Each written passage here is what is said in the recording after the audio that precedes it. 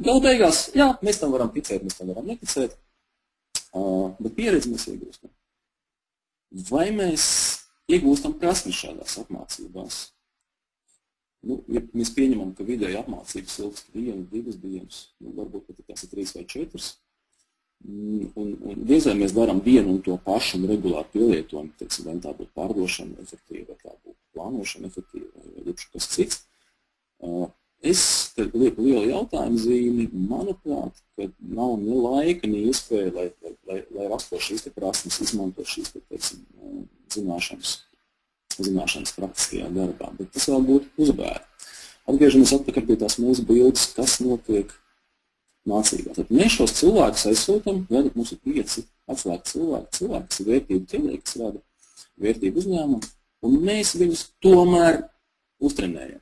Mēs padaram viņus spējīgākus, zinošākus, ar jaunām zināšanām, mēs iedodam jaunu skatu. Un, ja jūs, es domāju, ka 90% no tiem sapmeklē mācības, ja viņi visi nav bijuši pavisam sliktas mācības, tas ir lieliski. Tas ir lieliski. Mēs lieliski pavadījām laiku, mēs skatījāmies uz sevi no malas. Mēs uzzinājām daudz ko jaunu par sevi un par citiem, un mēs atgriežamies atpakaļ mūsu sistēmā.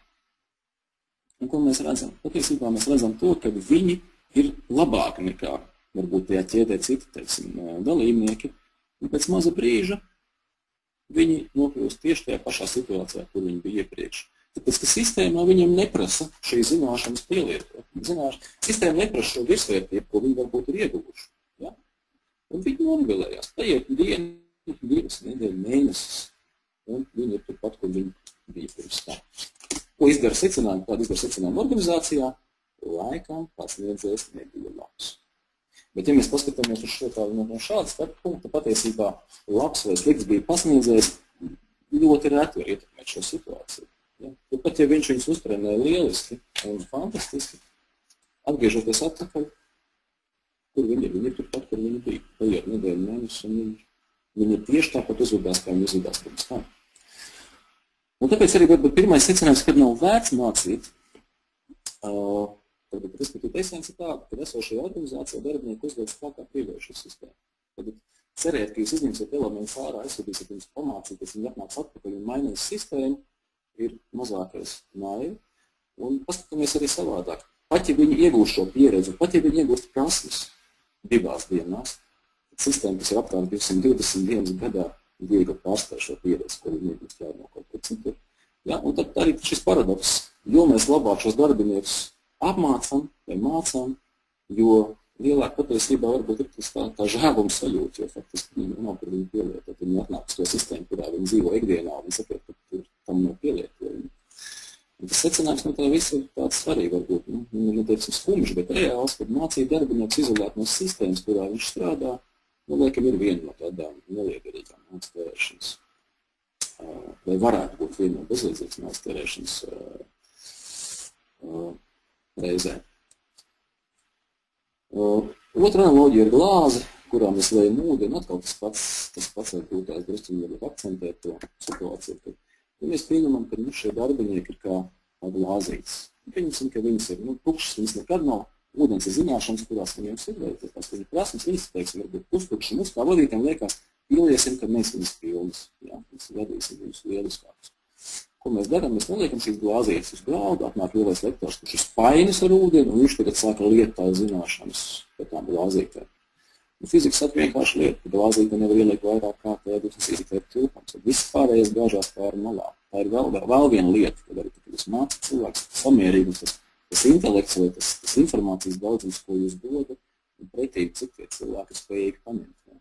Arī vēl mēs tas paradoks, ko arī praktiski novērāt neskaitām piemēru, kad tie līmeņi ir absolūti neiet kopā. Mēs mācām kosmiskās lietas, mēs mācām kā kuģi lido, kosmiskie kuģi pa apkārt zemē, bet cilvēki nemāk rakstīt vēstules, cilvēki nemāk liedot Excel vai nemāk ģērbties un runāt, vai beigās vienkārši ir cilvēki. Jā, tad arī tāds paradoks ar ūdens glāzi. Turpināšu trešo stāstu. Tad viena lieta noliekt, ka nevajag kaut ko darīt, bet noteikti vajag arī kādreiz mācīt cilvēkus. Un, lai mēs saprastu, ko tad vajadzētu mācīt, uzzīmēt tādu, vienkārši bildīt 3 stūrus.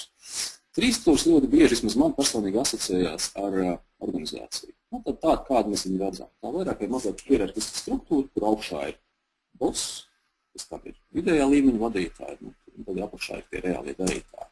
Tad vērtību radītāji parasti ir tā kā tas līmenis, kas ir kaut kur šeit, tie ir cilvēki, kas dara darbu un padod viens otram kaut kādu produktu vai informāciju, beigās rodās vērtība, bet viņi ir vērtību radītāji.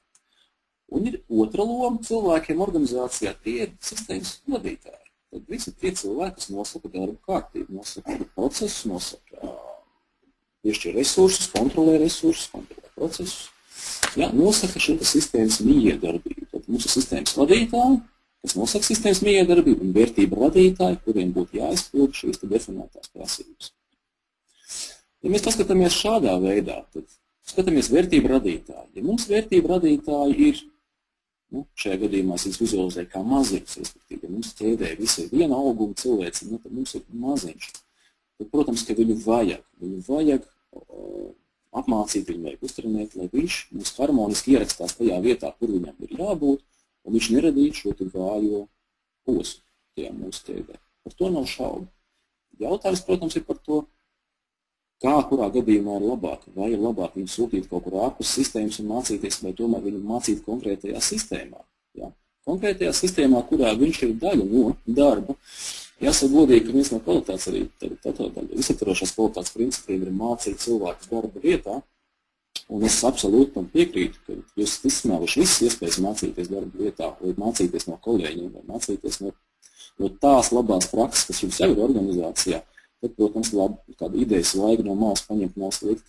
Kaut arī, manuprāt, šeit ir drusciņ tāda arī spēlēšanās ar savu ego, kad diez vai cilvēks no malas jums iemācīs, kā konkrētiem cilvēciem vērtību radītājiem uzvesties šajā sistēmā. Kas ir tās prasības, kuras viņš saņem, kas viņam ir konkrēti jāizdara, kas jāpadod tālāk. Bet tas ir tikai tāds, jautājums pārdomā. Sistēmas vadītāji. Un te mums jāskatās drusciņ savādāk. Sistēmas vadītāji tie nav cilvēki, kas rada vērtību. Ja? Viņi nosaka sistēmu. Nenozīmē, ka viņi mazāk vērtīgi priekš organizācijas, bet katram ir sava loma. Vienam ir jādara darbs, lai rastos vērtību, un otriem šis darbs ir jāorganizē. Un sistēmas vadītāji, tas darba kvalitātes etalons patiesībā ir visa šī sistēma. Un mēs paskatāmies, viņi ir šāda, skaidrs. Tad sistēmas vadītāji viņi tādi ir uztaisījuši. Viņi nevar būt labāki un vērtība nevar būt lielāka, jo sistēma vienkārši tāda ir.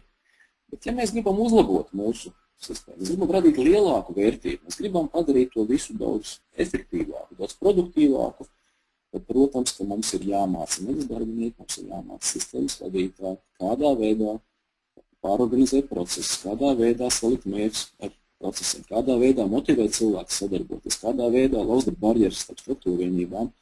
Tas gan ir brīdis, kad ņem zināšanas no malas. Šāda zināšanas organizācijā jūs neiegūsiet, viņi vienkārši tur nav, tāpēc ka sistēma šīs zināšanas neprasa. Tas būtu brīdis noteikti, kad vajadzētu vēsties un mācīties, un pēc tam šī zināšanas projicēt uz savu organizāciju. Tas ir mans viedoklis pilnīgi noteikti. Jautājums ir, kāpēc tomēr vairāk naudas tiek tērēts darbinieku mācībām un mazāk sistēmas uzlabošanai. Un tā, gan, manuprāt, man nav pētījumi, protams, jūs man pierādīsiet, ka tas ir ar cipariem, ka man nav taisnība, es to akceptēšu, bet tajās organizācijās, kur es esmu bijis, vienmēr ir bijusi absolūti pozitīva sajūta par to, ka mums vajag mācīt darbiniekus, un mēs 20, 30, mēs mācīsimies, cik gribat, bet mēs mācīsim un vairāk mazāk skatītos uz to, kā mēs darām darbus. Un es patiesībā atradu divus iemeslus. Tas pirmais lielais iemesls ir ego. Un tagad apskatāmies tādu tipisku sistēmas vadītāju. Ja viņam ir padot cilvēki, kas rada vērtību, un ja šī sistēma nerada tādu vērtību, tādu gribētu šis konkrētais vadītājs, vai varbūt šī vadītājs, akcionārs, tad, manuprāt, daudz vieglāk šim vadītājam ir pieņemt situāciju, ka problēma jau nav sistēmā, kas ir radīta, vai respektīvi tā vadītāja darbā. Problēma ir tajos darītājos. Un tad viņi ir jāmāca, viņi ir jāsūt, lai viņi dara labu savu darbu, un tad gan viss būs kārtībā. Respektīvi, nespēja paskatīties kritiski uz to sistēmu, kādu šis vadītājs radīs. Jo darbinieki uzvedās tieši tā, un darbinieki, īstenībā cilvēki ir absolūti efektīvi tajā, ko viņi dara. Ticiet man, ja kurš darbinieks ir organizācijā, viņš strādā maksimāli efektīvi no savas skatu punkta. Viņš atradīs labāko ceļu, kā izdarīt darbu priekš sevis. Bet vai tas ir labākais pēc organizācijas kopumā? Nu, tas ir tas jautājums, par kuru varētu $1,000,000 sniegt. Tad cilvēku ego. Cilvēki daudz labprātāk šie vadītāji, daudz labprātāk sūta cilvēks mācīties, jo tā ir vieglāk pieņemt. Ka, nu, tas ir veids, kā mēs varētu uzlabot. Nevis sistēma ir jāuzlabo, bet arī jāuzlabo cilvēku kompetenci. Bet, kā mēs zinām, tas, kā mēs arī aptaujā konstatējām, ka tam jābūt tikai vienā gadījumā, ir tiešām šī zināšanas iztrūkst. Bet, ja ir tā, ka viņas ir pietiekams, un ticiet, ka 80% gadījumā viņas ir pietiekams, lai darītu konkrēto darbu problēmu sistēmu. Tas otrs iemesls, es atradu šādu lielisku ilustrāciju, manuprāt, tam, kad, diemžēl, lielākā daļa organizāciju, viņas dzīvo, vai struktūra vienīgi dzīvo tā kā 2, vai 3, vai 4 pasaulēs, un neredz kopsakarības par lielām. Un, ja mēs paņemsim analoģiju, teiksim, ir labais departaments, kuram ir absolūti lieliski, viņam laivā ūdens nesmigās, un ir sliktais departaments, kuram ūdens smigās, tad visdrīzāk, kad mēs varētu šos cilvēkus, kas smēļ ūdeni, aizsūtīt mācīties, kā ātrāk smelt ārā ūdeni. Un, ticiet man, es domāju, ka 8 gadījumos no 10 tā arī būtu. Šitie teiktu, mēs taču strādājam lieliski, kur ir problēma? Uzņēmumā, ka visi vainīgi šie nespēja tikt galā ar savu darbu. Un šie nabagatiem spāņiem smeļ. Nē, nepietiek. Sūtīsim viņus mācīties, lai vismaz ātrāk. Varbūt iedosim Johāns spāņas vai lāko. Problēma jau ir tajā caurmateriālā.